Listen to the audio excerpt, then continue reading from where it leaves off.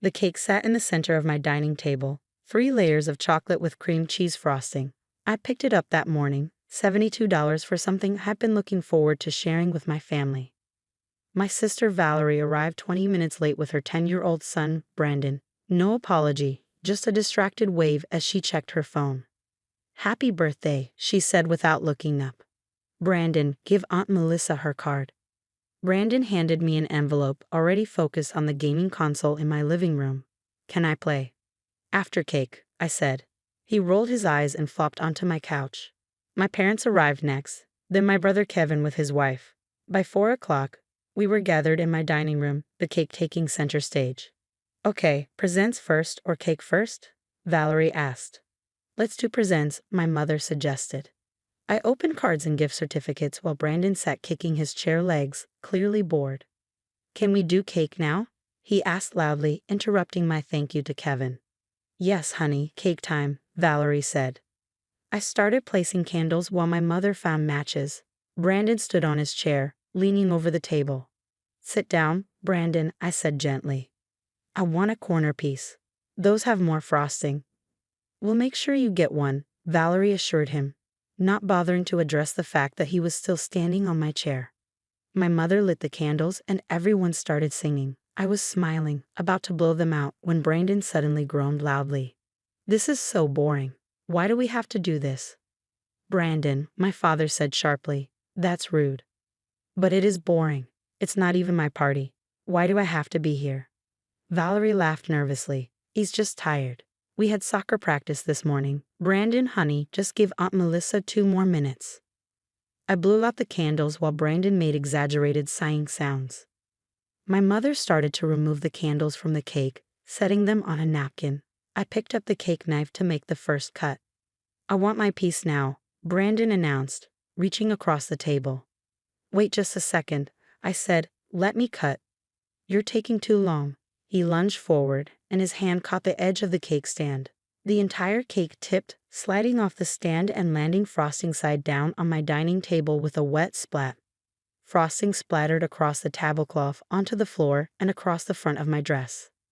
The beautiful cake I'd spent $72 on was now a destroyed mess of chocolate crumbs and smeared frosting. Everyone froze.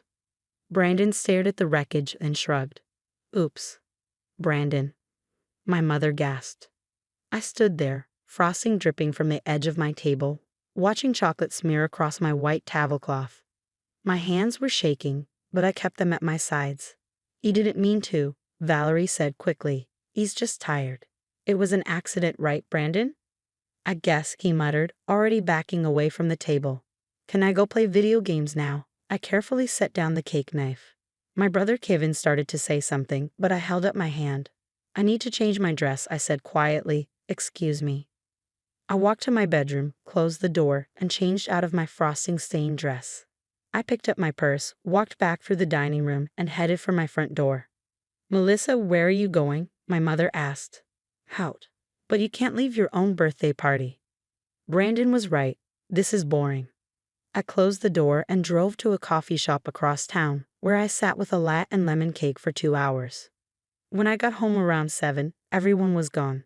The dining room was cleaned up, but chocolate stains remained on my tablecloth. Saturday, I processed what happened, not just the cake, but the pattern.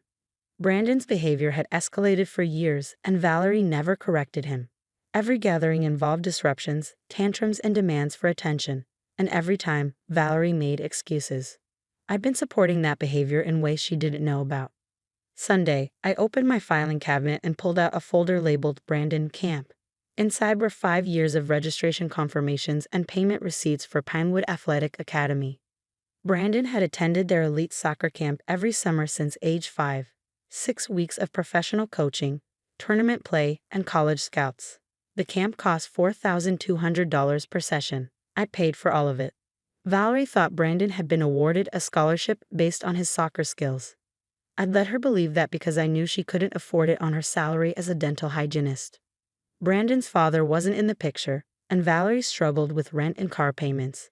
When Brandon showed interest in soccer at age 5, I quietly contacted the camp, set up an anonymous sponsorship, and let Valerie think her son was just that talented.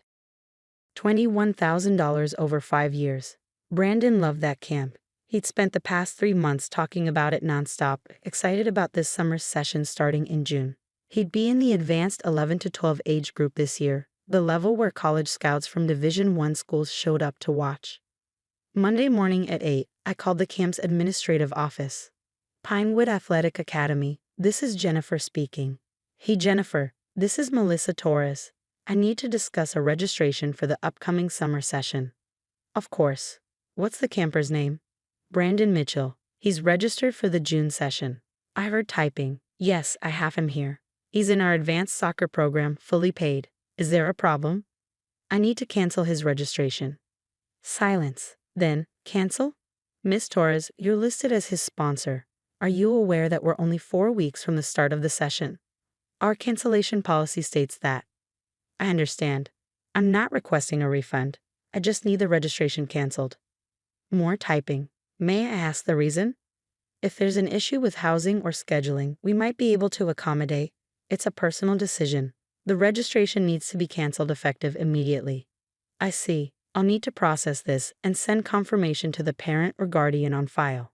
That's listed as Valerie Mitchell. That's correct. Ms. Torres, I should mention that this spot is highly sought after.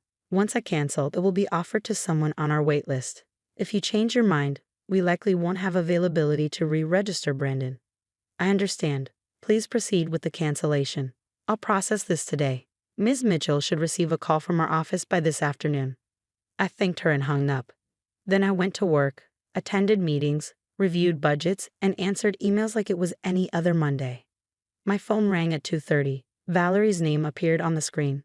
I let it ring 3 times before answering. Hello. What did you do? Her voice was high-pitched, panicked. I just got a call from Brandon's camp. They said his registration is canceled. They said his sponsor withdrew him. What sponsor? Melissa, what is happening? Exactly what they said. I canceled Brandon's registration. Wait, what? You're his sponsor? What does that even mean? It means I've been paying for his camp every summer for the past 5 years. $4,200 per year. The scholarship you thought he had doesn't exist. I created it. Silence. I could hear her breathing, sharp and fast. You've been paying? Her voice cracked. $21,000? Melissa, why would you do that without telling me? Because I wanted to give Brandon opportunities you couldn't afford. I wanted to support him. Then why are you canceling now? He's been talking about this camp for months. This is the year scouts will be watching. You can't just. I can actually. It's my money and I'm choosing not to spend it on someone who destroyed my birthday cake and didn't apologize.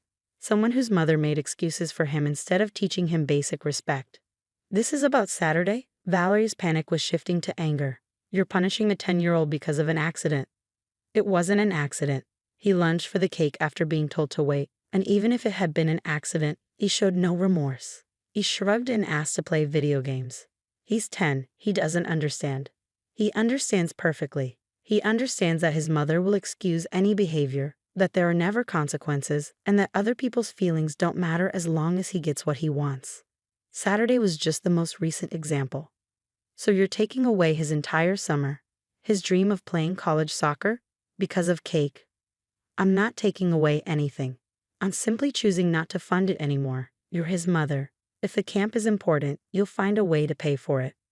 I can't afford $4,000. You know I can't.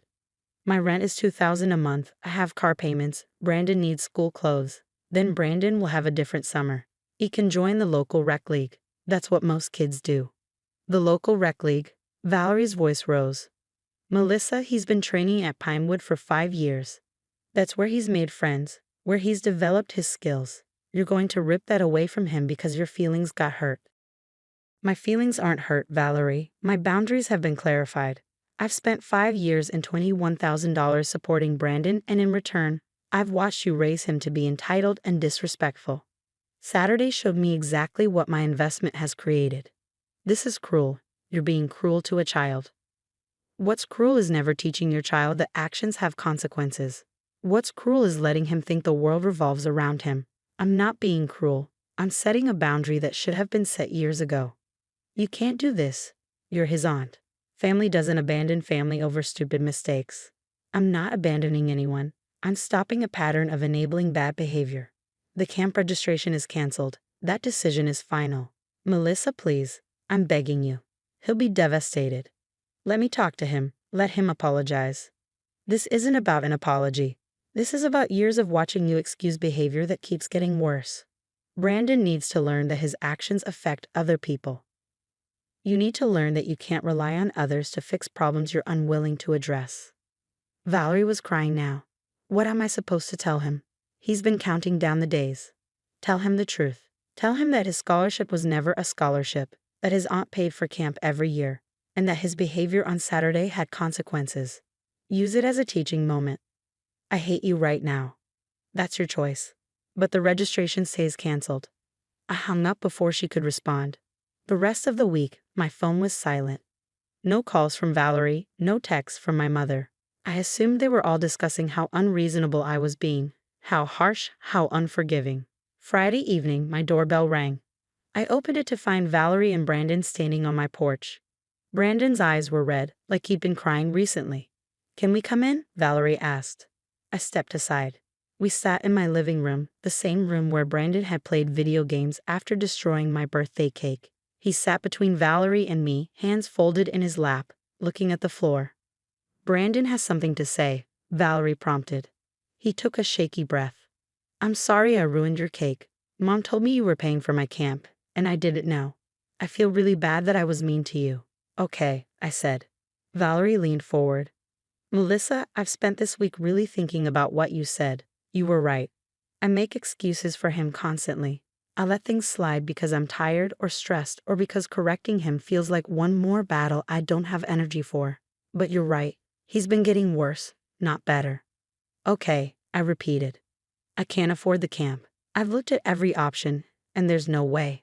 But I'm enrolling him in the rec league, and I've signed him up with a behavior counselor. We had our first session yesterday. Brandon glanced up at me. Mom says I have to earn things now. Like actually earn them by being respectful and not bratty. That sounds like a good plan, I said. Valerie's eyes filled with tears. Is there any way you'd reconsider? If Brandon really works on his behavior, if I actually parent him properly, would you sponsor him again next summer? I looked at Brandon, this 10-year-old kid who'd been given everything without learning gratitude, who'd been excused from every consequence. Then I looked at Valerie, who had enabled every bit of it while I silently funded opportunities she couldn't provide. No, I said quietly. I won't be sponsoring camp anymore. Not next summer, not ever. Valerie nodded slowly, wiping her eyes. I understand. But I continued, if Brandon completes this summer in the rec league with good behavior, if he maintains that behavior through the school year, and if he shows genuine understanding of why his actions have consequences, I'll contribute $1,000 toward next year's camp. Not pay for it entirely, but help. The rest is up to you to figure out. Brandon looked up, hope flickering across his face. Really? Really. But it's not a promise, it's a possibility. You have to actually change, not just apologize and go back to the same behavior. I will, he said quickly. I'll be good, I promise. We'll see, I said. Change takes time. After they left, I sat in my quiet living room, thinking about boundaries and consequences, about the difference between supporting someone and enabling them. My birthday cake was gone, my $72 wasted, but something more important had been saved. Sometimes the kindest thing you can do is let someone face the natural consequences of their choices. Sometimes love means saying no, even when it hurts. Brandon would have a different summer than he planned, maybe a better one, where he learned that respect and gratitude matter more than talent and entitlement. Maybe not. But either way, it wouldn't be my responsibility to fund lessons his mother should have taught him years ago. I finally stopped enabling, and that was worth more than any camp registration.